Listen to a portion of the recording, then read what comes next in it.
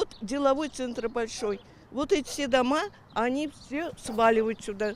Резонное предложение жителей частного сектора, что затерялся среди новостроек на пересечении улиц Солдатская и Бондаренко.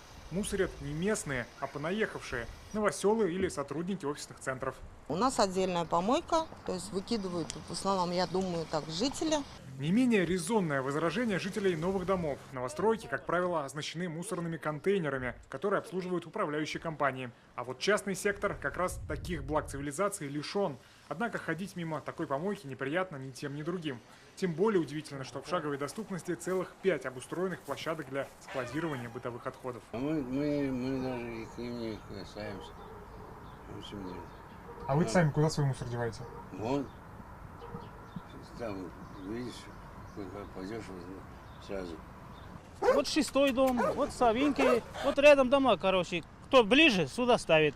Стихийная свалка, по сути, в самом центре Казани не поддается никакому искоренению. Местные жители, которые живут в близлежащих домах, рассказывали, что неоднократно эту свалку ликвидировали, но срабатывал так называемый эффект разбитого окна, когда один брошенный по старой памяти пакет снова через несколько месяцев превращается в точно такую же свалку.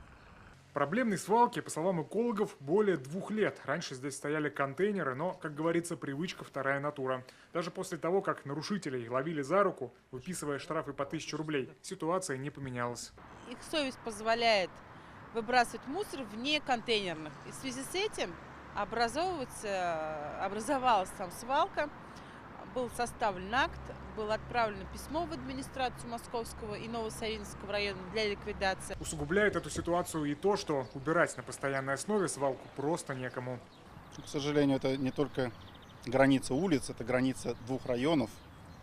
Вот эта свалка, как раз, или замусоренность в настоящее время находится именно на границе 2 районов. И данная замусоренность будет ликвидирована в течение, в настоящее время проходит 2-месячник по санитарной очистке районов, она будет ликвидирована. Хотя в этот раз свалку на пересечении районов общими силами все-таки уберут, практика показывает, что пока люди, живущие в округе, сознательно не прекратят выкидывать на этом месте мусор, ситуация не изменится. Эмиль Исламов, Игорь Романов и Рамзиль Гарипов. ТНВ Казань.